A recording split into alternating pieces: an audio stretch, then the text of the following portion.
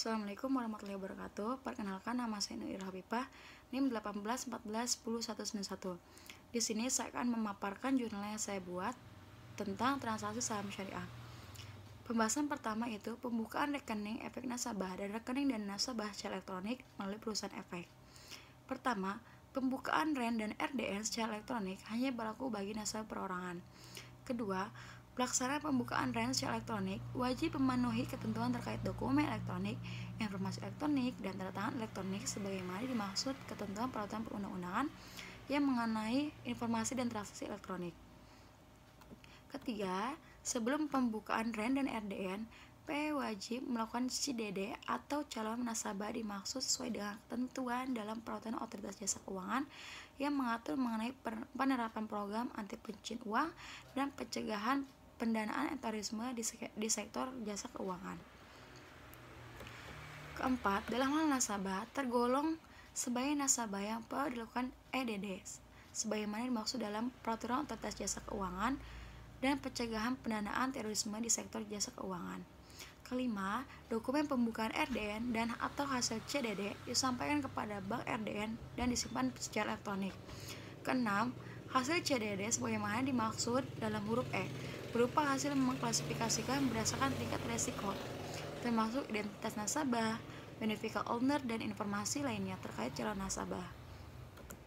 Ketujuh, dokumen elektronik mengacu pada ketentuan peraturan perundang-undangan yang mengatur mengenai informasi dan transaksi elektronik. Kedelapan, alur pembukaan REN secara elektronik. Kesembilan, calon nasabah mengisi data profil pribadi yang paling sedikit memuat data dan informasi sebagaimana dimaksud dalam peraturan jasa keuangan yang mengatur mengenai penerapan program anti pencucian uang dan pencegahan pendanaan terorisme di sektor jasa keuangan. Ke-10, melakukan CDD secara elektronik terhadap calon nasabah dan melakukan pembukaan REN serta mengajukan permohonan pembuatan SRE dan SID kepada lembaga penyimpanan dan penyelesaian.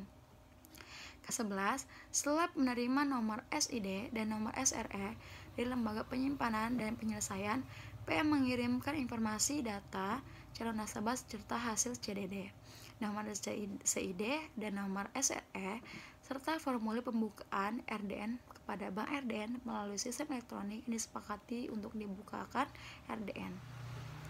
Ke-12, selanjutnya itu melakukan verifikasi data dan informasi calon nasabah yang disampaikan oleh PE dan melakukan vertifas data SID dan SRE kepada lembaga penyimpanan dan penyelesaian. Selanjutnya, memberikan nomor REN, nomor SID, dan nomor RDN kepada calon nasabah. Ke-14, calon nasabah dapat melakukan pembukaan RDN secara mandiri dengan menyertakan bukti pembukaan REN secara elektronik melalui kantor Bank RDN dan layanan pembayaran digital dalam hal Bank RDN. Ke-15, dalam hal calon nasabah PE telah memiliki rekening bank pada Bank RDN, PE dapat menggunakan hasil CIDD calon nasabah dimaksud pada Bank RDN berdasarkan PKS antara PE dan Bank RDN.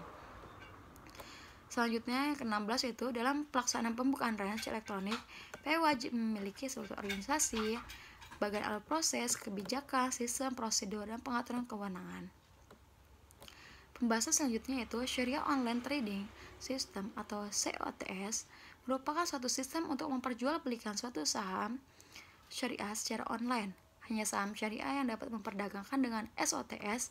Selain itu, untuk menjaga agar transaksi sesuai dengan prinsip syariah, SOTS juga tidak memfasilitasi transaksi yang sifatnya short selling dan menerapkan prinsip cash basic transaction, yang artinya transaksi harus sesuai dengan model yang dimiliki. Syariah Online Trading System atau SOTS dicipta untuk memudahkan investor syariah dalam melakukan transaksi saham syariah. Proses bisnis SOTS mengacu atas sesuai dengan fatwa DSN MUI nomor 80. Dengan kata lain, SOTS adalah fatwa DSN MUI nomor 80 yang diverifikasi menjadi sistem transaksi yang sesuai dengan prinsip syariah. Dan secara garis besar, SOTS adalah sistem yang mengatur hal-hal sebagai berikut. Pertama, hanya saham syariah dapat ditransaksikan melalui SOTS. Apabila investor memasukkan order transaksi saham non-syariah, baik sengaja maupun tidak, maka SOTS akan menolaknya. Yang dimaksud dengan SOTS adalah saham syariah yang menjadi konsisten indeks saham syariah BII. Selanjutnya yang kedua yaitu transaksi yang dapat dilakukan melalui SOTS adalah transaksi saham syariah berbasis uang tunai. SOTS tidak memperbolehkan adanya transaksi jual untuk saham syariah yang belum dimiliki investor. Selanjutnya yang keempat yaitu untuk setiap transaksi yang ditolak oleh SOTS akan muncul pesan singkat dalam bentuk POP yang menyebutkan alasan kenapa transaksi tersebut ditolak atau yang dianggap tidak sesuai dengan prinsip syariah di pasar modal. Pembahasan selanjutnya yaitu cara membeli saham syariah. Untuk membeli saham maka dapat langkah yang dipertimbangkan saat ingin berinvestasi. Pertama, kenali daftar saham syariah terlebih dahulu. Kedua, pastikan saham bebas dari praktik yang tidak sesuai dengan prinsip syariah. Kemudian analisis saham menggunakan analisis fundamental dan analisis teknikal. Selanjutnya, kemudian perhatikan jadwal perubahan harga saham syariah. Segmentasi pasar dan penyelesaian transaksi atau jam perdagangan setiap segmen pasar. Pertama, pra pembukaan pelaksanaan perdagangan di pasar reguler dimulai dengan pra pembukaan. Anggota bursa dapat memasukkan penawaran jual dan atau permintaan beli sesuai dengan ketentuan suatu barang. Dan selanjutnya, pra penutupan dan pasca penutupan. Pada masa pra penutupan, anggota bursa dapat memasukkan penawaran jual dan atau permintaan beli sesuai dengan ketentuan satuan perdagangan, satuan perubahan harga, fraksi, dan penentuan auto rejection. Dan selanjutnya, pembahasan selanjutnya itu analisis fundamental dan analisis teknikal dalam memilih saham syariah. Analisis teknikal menurut Wira, analisis teknikal adalah teknik yang menganalisa fluktuasi harga saham dalam rentang waktu tertentu. Dari pergerakan tersebut akan terlihat pola tertentu yang dapat dipakai sebagai pasar untuk melakukan pembelian dan penjualan. Sedangkan analisis fundamental, biasanya analisis fundamental digunakan untuk mengetahui valuasi saham. Beberapa nominal rupiah saham itu layak dihargai. Pada prinsipnya, analisis fundamental digunakan untuk mengetahui apakah suatu saham overvalued atau undervalued, mahal atau tidaknya saham itu. Dan resiko transaksi investasi syariah dan transaksi saham syariah. Resiko transaksi investasi syariah, pertama, kehilangan modal, imbal hasil tidak pasti, sulit menjual produk investasi, tidak saham produk investasi, tidak kenal perusahaan yang diinvestasikan, lalu khawatir nilai tukar turun.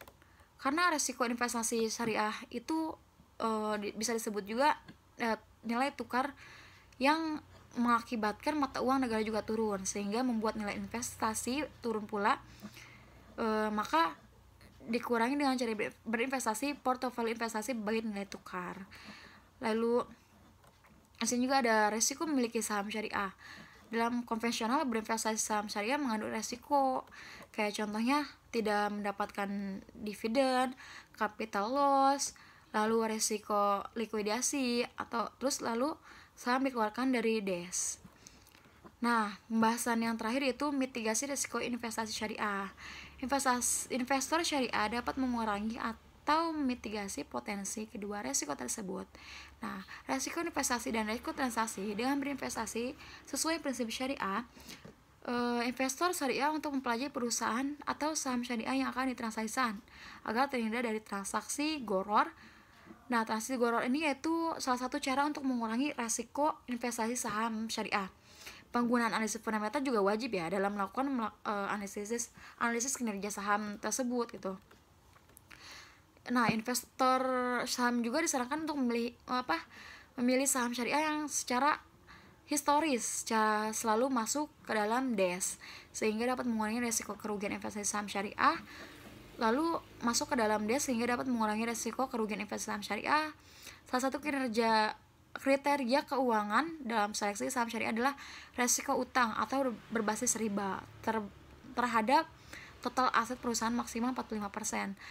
Yang artinya itu emiten yang sahamnya selalu lolos oleh seleksi syariah atau selalu ada dalam DES yang secara fundamental. Dalam hal likuidasi ini perusahaan sangat bagus, menghindari interaksi goror, itu wajib seorang investor syariah ya, sangat wajib itu. Asuransi juga menggunakan transaksi berbasis tunai atau cash based transaction adalah salah satu mengurangi adanya transaksi resiko syariah. Baik, cukup sekian dari saya. Kurang dan lebihnya mohon maaf. Wabillahi taufiq wal hidayah. Wassalamualaikum warahmatullahi wabarakatuh.